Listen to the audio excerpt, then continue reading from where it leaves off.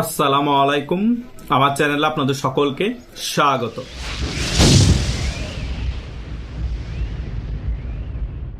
আমি আপনাদেরকে বলেছিলাম 12 ফেব্রুয়ারি নির্বাচনের পর যদি বিএনপি ক্ষমতায় আসে, সেনাবাহিনীর প্রধান ওয়াকারুজ্জামানকে সরিয়ে দেওয়ার চেষ্টা করবে। আমি যে কথা বলেছিলাম অলরেডি সেটা গুঞ্জন শুরু হয়ে গিয়েছে। বিএনপি সেনাবাহিনীর প্রধান ওয়াকারুজ্জামানকে সরিয়ে দেওয়ার চেষ্টা করছে, কিন্তু সেনাবাহিনীর প্রধানের মেয়াদ আছে 2027 সালের জুন মাস পর্যন্ত। অতটুকু সময় কি সেনাবাহিনী প্রধান ওয়াকারুজ্জামানকে বিএনপি দিবে? আমার থেকে তো মনে হয় না দেওয়ার সম্ভাবনা খুবই বেশি। এদিকে আবার এখন যিনি পররাষ্ট্র মন্ত্রী হয়েছে খলিল সাহেব, ওনার সাথেও কিন্তু সেনাবাহিনী প্রধান ওয়াকারুজ্জামানের তেমন ভালো সম্পর্ক না। অন্তর্বর্তীকালীন সরকার থাকা অবস্থায় কিন্তু সেনাবাহিনী প্রধানের সাথে এই খলিল সাহেবের একটা দ্বন্দ্ব ছিল। কেন বলছি এটা? কারণ খলিল সাহেব যখন অন্তর্বর্তীকালীন সরকারের নিরাপত্তা উপদেষ্টা ছিল তখন তিনি করিডোর দিতে চেয়েছিলেন। ওই করিডোরের ব্যাপার নিয়ে সেনাবাহিনী প্রধানের সাথে একটা দ্বন্দ্ব তৈরি হয়েছে। আবার বিএনপিও বিভিন্ন বক্তব্য দিয়েছিলেন এই খলিল সাহেবকে নিয়ে। সালাউদ্দিন সাহেব, স্থায়ী কমিটির সদস্য, তিনি বলেছিলেন একজন ভিনদেশী নাগরিককে দেশের নিরাপত্তা উপদেষ্টা বানানো হয়েছে এবং এই ভিনদেশী নাগরিককে নিরাপত্তা উপদেষ্টা বানানোর ফলে বাংলাদেশের আর্মি, বিমান বাহিনী এবং নৌবাহিনী বিভিন্ন দেশের গোপন তথ্য ওই নিরাপত্তা উপদেষ্টাকে দিতে হবে। তিনি যদি এই তথ্য বাইরের দেশে পাচার করে দেয়, বিভিন্ন ধরনের বক্তব্য দিয়ে নিরাপত্তা উপদেষ্টাকে নিয়ে অন্তর্বর্তীকালীন সরকারকে চাপে রেখেছিল। কিন্তু শেষ পর্যন্ত দেখা গিয়েছে বিএনপি যখন সরকার গঠন করে তখন সবচেয়ে গুরুত্বপূর্ণ একটা মন্ত্রণালয়ের মধ্যে হচ্ছে পররাষ্ট্র মন্ত্রণালয়, ও মন্ত্রণালয়ের মন্ত্রী বানিয়ে দিয়েছে খলিল সাহেবকে। খলিল সাহেবকে মন্ত্রণালয়ে যখন পররাষ্ট্রমন্ত্রী বানিয়ে দিয়েছে তখনই গুঞ্জন শুরু হয়ে গিয়েছে যে সেনাবাহিনীর প্রধান ওয়াকারুজ্জামানকে হয়তো বিএনপি রাখবে না তার মেয়াদ পর্যন্ত। কারণ খলিল সাহেব মনের থেকে চাইবে না সেনাবাহিনীর প্রধান ওয়াকারুজ্জামান সেনাবাহিনীর প্রধান থাকুক, কারণ ওনার সাথে কাজ করতে পররাষ্ট্রমন্ত্রী এখন যে খলিল সাহেব হয়েছে উনি এত কমফোর্টেবল না, সে কারণে এত গুঞ্জন এখন ছড়িয়ে পড়েছে। এটা মনস্তান্ত্রিক সংঘাত চলতেছে খলিল সাহেবের সাথে ওয়াকারুজ্জামানের।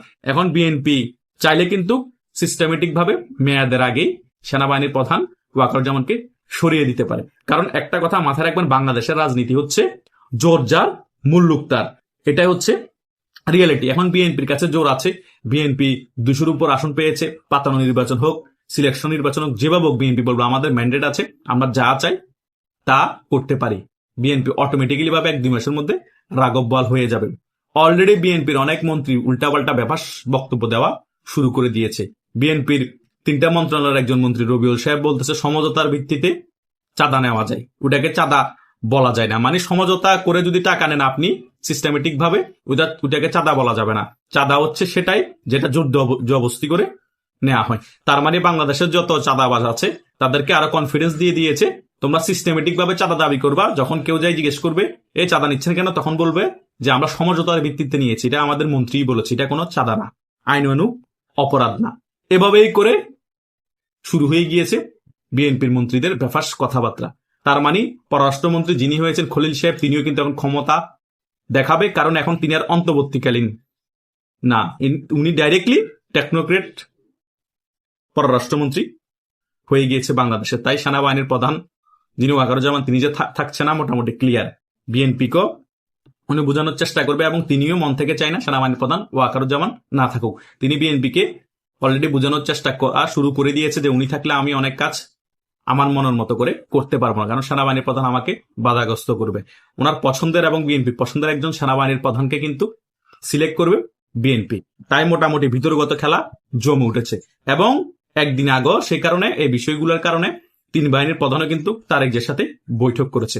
এখন সেনাবাহিনী প্রধান ওয়াকারুজ্জামান কি কনভিন্স করার চেষ্টা করেছে তারেক জিয়াকে, এবং যিনি এখন পররাষ্ট্রমন্ত্রী হয়েছে খলিল সাহেব তিনি তারেক জিয়াকে কি কনভিন্স করতে পেরেছে কিনা সেটাও কিন্তু গুরুত্বপূর্ণ বিষয়। নাকি সেনাবাহিনীর প্রধানকে তারেক জিয়া বলেছে আপনি কোনো বিষয়ে এখন আর হস্তক্ষেপ করিয়েন না, এখন একটি রাজনৈতিক দল সরকার গঠন করেছে, এখন আমরা যেভাবে চাইবো সেভাবে আপনাকে কাজ করতে হবে, তা না হলে আপনাকে সরিয়ে দিতে আমরা বাধ্য হব।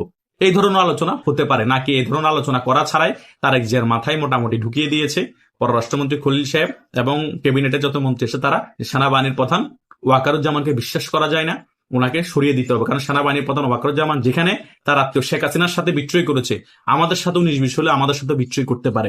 যদি আওয়ামী লীগ সংগঠিত হয়ে রাজপথে নামে আন্দোলন চাঙ্গা করতে পারে, তখন যদি সেনাবাহিনী প্রধান আবার ক্ষমতা নিয়ে নেয়, তখন আমরা কি করব? এখন আমাদেরকে যাতে আওয়ামী লীগ রাজপথে নেমে আন্দোলন সংগ্রাম করলো, সেনাবাহিনীকে দিয়ে আমরা যাতে দমন করতে পারি, আমাদের এমন একজন সেনাবাহিনীর প্রধানকে সিলেক্ট করে অতি সত্বর সেনাবাহিনীর প্রধান হিসেবে বানিয়ে ফেলতে হবে। 2027 সালের জুন মাস পর্যন্ত ওয়াকারুজ্জামানের মেয়াদ আছে, অতটুক সময় পর্যন্ত আমরা অপেক্ষা করতে পারবো না। ক্যাবিনেটের হয়তোবা এই মতামত হতে পারে, এবং পররাষ্ট্রমন্ত্রী খলিল সাহেবও সেনাবাহিনী প্রধান ওয়াকারুজ্জামানকে চান না, এবং ক্যাবিনেটেরও যদি আমি যে কথাগুলো বলেছি এই মতামত হয়, তাহলে সেনাবাহিনী প্রধান ওয়াকারুজ্জামান আর বেশি দিন থাকছে না। যে গুঞ্জনটা উঠেছে সেনাবাহিনীর প্রধান ওয়াকারুজ্জামানকে সরিয়ে দেওয়া হবে, সেই গুঞ্জনই সত্যি হতে যাচ্ছে। আমারও ব্যক্তিগতভাবে সেনাবাহিনী প্রধান ওয়াকারুজ্জামানকে পছন্দ না, ওনাকে আমার মিডা প্রকৃতির মনে হয়। কথা বুঝছেন? উনি একেবারেই মনে হয় যে পাকিস্তানপন্থী এবং আমেরিকার স্বার্থ হাসিলের জন্য বাংলাদেশে কাজ করছে। আপনারা যতই বলেন উনি বাংলাদেশপন্থী, এই পন্থী, আমি 5 আগস্ট পরবর্তী সময় ওনার এমন কোন অ্যাক্টিভিটি দেখিনি তিনি বাংলাদেশের জন্য খুব গুরুত্বপূর্ণ ভূমিকা রেখেছে, বাংলাদেশের হয়ে কাজ করেছে। যদি বাংলাদেশের হয়ে কাজ করতো, যখন ধানমন্ডি 32 সেনাবাহিনীর সামনে ভাঙা হয়, তখন সেনাবাহিনীর প্রধান ওয়াকারুজ্জামান কোনোভাবে সেনাবাহিনীর সৈনিকদেরকে অর্ডার দেয়নি যে এটাকে রক্ষা করো। ধানমন্ডি 32 শুধু আওয়ামী লীগের সম্পদ না, বাংলাদেশের সম্পদ। তো উনি চাইলে সেটা বলতে পারতো এবং ধানমন্ডি 32-কে রক্ষা করতে পারতো। 5 আগস্টে পরবর্তী সময় বারবার আক্রমণ করা হয়েছে ধানমন্ডি 32-কে, সেনাবাহিনীর প্রধান একটা টু শব্দ করে নাই। বাংলাদেশে যত মুক্তিযুদ্ধের মোরাল আছে, মুক্তিযুদ্ধের যত সিম্বল আছে, সকল কিছু ধ্বংস করে দেওয়া হয়েছে। সেনাবাহিনীর প্রধান একটা টু শব্দ করে নাই, এবং সেনাবাহিনীর সৈনিকদেরকেও অর্ডার দেয় নাই যে এগুলা যারা করতেছে তাদেরকে ধরে নিয়ে এনে বাড়াম চালান দাও, যাতে আগামীতে কেউ এই ধরনের কাজ করতে না পারে। উনি বাংলাদেশপন্থী কি এমন কাজ করেছে? মুক্তিযুদ্ধের পক্ষের হয়ে কি এমন কাজ করেছে? আমি যতগুলো কাজ করেছে দেখেছি পাকিস্তানের পক্ষ হয়ে কাজ করেছে, তা না হলে আমেরিকার সিআইএর এজেন্ট হয়ে কাজ করেছে। তো এই ধরনের সেনাবাহিনীর প্রধানকে তো রাখার আমি মনে করি না কোনো যুক্তি আছে। তাই বিএনপি যদি সরিয়ে দেয় আমি অনেক বেশি খুশি হব। উনি যে এখন আছে আমার মোটেই ভালো লাগতেছে না। এই যে সেনাবাহিনীর প্রধান, ওনাকে নিয়ে যারা মুক্তিযুদ্ধ বিরোধী শক্তি তারা বহু বড় বড় কথা বলে। কেন বলে? কারণ তাদের স্বার্থ হাসিল হয়েছে অনেক কিছুতে।